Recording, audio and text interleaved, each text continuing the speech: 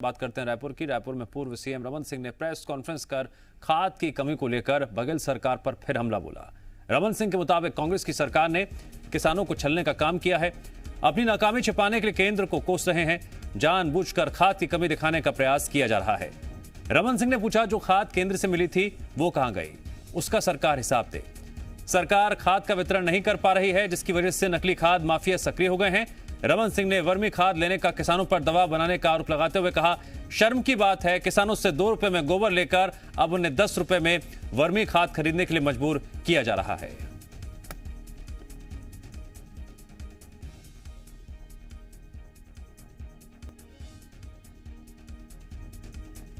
बजाय खाद की व्यवस्था करने के लिए राज्य सरकार केंद्र पर आरोप लगा रही है, जबकि उनको देखना चाहिए कि पर्याप्त मात्रा में खाद उपलब्ध होने के बाद भी किसानों को नहीं मिल पा रहा है। और इसलिए आज मैं कहना चाहूँगा कि इस विषय की जांच होनी चाहिए कि जितना खाद केंद्र सरकार ने उपलब्ध किया, आखिर वो बाजार में आया कि नहीं, वो कहाँ चला गया और वो किसके संरक्षण में इस प्रकार की कालाबाजारी हुई है। किसानों को मजबूर किया जा रहा है। समितियों में, सहकारी समिति में जब किसान जाता है तो किसानों को यूरिया और डीएपी के साथ दबाव पूर्वक वर्मी खाद खरीदने के लिए प्रेशर डाला जाता है, उनको मजबूर किया जाता है। ये शर्म की बात है कि 2 रुपया का गोबर लेके 10 रुपया किसानों से वसूली करने का काम किया जा रहा है। रमन सिंह ने बघेल सरकार पर खाद को लेकर जमकर हमला बोला है और कहा है किसानों पर वर्मी खाद खरीदने का दबाव बनाया जा रहा है। खाद के मुद्दे को लेकर एक तरफ बीजेपी लगातार हमलावर है, तो वहीं राज्य सरकार केंद्र सरकार पर निशाना साध रही है। रमन सिंह ने यह भी कहा कि जानबूझकर खाद की कमी को दिखाया जा रहा है, केंद्र से जो खाद मिली उसका हिसाब दे बघेल सरकार। यह आरोप लगाते हुए रमन सिंह ने यह भी कहा कि किसानों पर वर्मी खाद जो खरीदने का दबाव बना जा रहा है और इसी तरह से ये मुद्दा लगातार गर्माता जा रहा है। उन्होंने ये भी कहा, किसानों से 2 रुपए में गोबर लेकर अब उन्हें 10 रुपए में वर्मी खाद खरीदने के लिए मजबूर किया जा रहा है, दबाव बनाया जा रहा है। तो ये पहली बार नहीं है, इससे पहले भी खाद के मुद्दे पर एक तरफ जहां बघेल सरकार ने केंद्र सरकार के सामने सवाल खड़े किए थे, तो वहीं अब राज्य में छत्तीसगढ़ बीजेपी की तरफ से रमन सिंह ने मोर्चा संभाला और बघेल सरकार पर हमला बोलते हुए सवाल दागे हैं। सवाल पूछा है कि केंद्र ने जो खाद उपलब्ध कराई वो खाद कहां गई। सवाल पूछा है खाद की कालाबाजारी हो रही है, उसको लेकर सरकार क्या कर रही है। सवाल पूछा है कि वर्मी खाद को खरीदने का दबाव किसानों पर क्यों बनाया जा रहा है। तो केंद्र से मिली खाद का हिसाब मांगते हुए छत्तीसगढ़ बीजेपी बघेल सरकार पर हमलावर हो गई है। रमन सिंह ने बाकायदा प्रेस कॉन्फ्रेंस की और बघेल सरकार पर सवालों की बौछार करते हुए पूछा कि जो खाद केंद्र सरकार की तरफ से उपलब्ध कराई गई है उस खाद का हिसाब दे बघेल सरकार।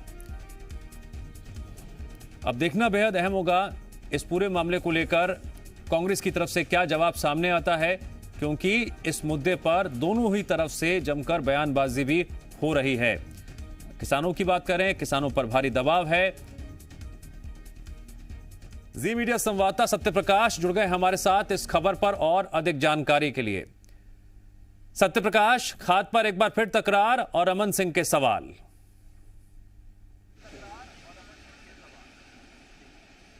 बिल्कुल, देखिए, धान के मुद्दे पे जिस तरह से हमने देखा कि छत्तीसगढ़ में जम के सियासत हुई थी, अब वो सियासत खाद के मुद्दे पे आके जो है वो तेज होती हुई दिखाई दे रही है। लगातार बीजेपी इस बात को कह रही है कि प्रदेश में खाद की किल्लत है, मतलब रासायनिक उर्वरकों की किल्लत है, क्योंकि जैविक खाद की प्रचुर मात्रा में उपलब्धता है, क्योंकि गौठानों के जरिए बड़े पैमाने पे जैविक खाद, इसके अलावा जो वर्मी कंपोस्ट है उसका उत्पादन हो रहा है। लेकिन जो रासायनिक उर्वरक है, जिसमें विशेष तौर पे डीएपी और यूरिया की बात करें, तो उसकी किल्लत की लगातार जो है वो बात सामने आ रही है।